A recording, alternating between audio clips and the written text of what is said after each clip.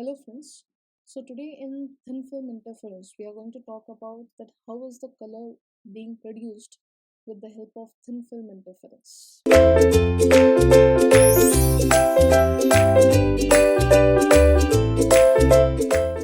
So when we talk about the production of colors in thin film during the thin film interference, when we start with the concept of that how is the colors being produced or how are we able to see different colors using the thin film interference, the concept is that suppose if I consider a thin film of certain thickness T, and if I consider that the thickness of the film is T and we allow a white source of light to be present over here. So we have considered the source of light to be a white light, and this white light is getting emitted from extended source.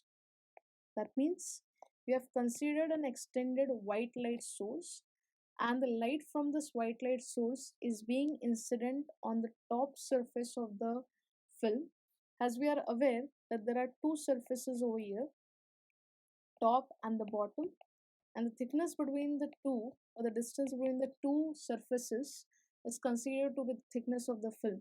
So the rays of light coming from the extended source, which is a white light source of light, is being incident on the top surface, and as we had discussed about the rays being getting reflected and showing transmission, so we are going to get a reflected ray like this, and after transmission we are going to get one more reflected ray like this. So if I get two reflected rays over here, that is one is this and the second one is this, they both are reflected ray and we allow them to interfere with each other. Now the interference of the two rays is going to give us path difference. So out of the two rays, that is the first and the second reflected ray, the one ray is directly coming from the top surface of the film and the second ray is coming from the bottom surface of the film.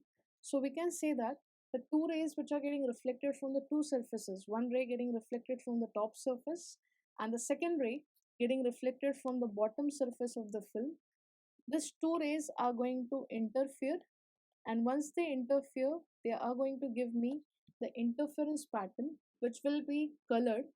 Now when you talk about the two rays, that is reflected rays, they have a certain path difference between them. So the path difference between the two interfering rays or the path difference between the two interfering reflected rays which are coming from the two surfaces of the thin film, that is top and bottom, are going to depend on three parameters. That is the thickness of the film, which is nothing but T. Second, it depends on the angle of refraction, which is denoted by R. And ultimately, the third parameter on which it depends is the inclination of incident ray. So the path difference between the interfering reflected rays are dependent on three parameters: T, R, and the inclination of ray. Now, if you remember, I said I'm going to subject this or expose the thin film to white source of light, and we are aware that the white source of light consists of range of wavelength, or you can say it consists of range of colors. When I say range of colors, I mean to say range of different wavelength, because the white light is going to give us spectrum. So if I'm making use of white light, it is going to have a continuous ranges of wavelength. So for example, at a particular position of the film and for the particular position of eye, so I mean to say for particular point of the film, and when you talk about particular position of eye, so when I mean that particular point of film and particular position of eye, we mean to say particular point of film means T is going to remain constant, and for particular position of eye, the angle of inclination will remain constant. That means if I consider the white source, white source is going to have a continuous range of different wavelength because it consists of different colors. Now, for a certain particular point of the film, that is t is being kept constant, and for particular position of the eye, that is angle of inclination is kept constant. So if these two terms are kept constant, we are going to get that different wavelength which is seen in the white light, out of that some wavelength is going to interfere with each other, giving us constructive interference in the reflected system. So out of all the wavelengths which are consisted in the white light, some of the wavelengths are going to interfere constructively, giving us bright band, or you can say giving us constructive interference in the reflected system. So whichever colors or whichever wavelength of the white light is giving us constructive interference will be seen from the position of the eye. So if we are able to see the different colors because of the constructive interference happening between them, that is going to give me a color band of the film, that is which is visible with the help of the eye. Has the coloration varies with the thickness of the film, because when you talk about different wavelength, the thickness is going to vary and the inclination is going to vary.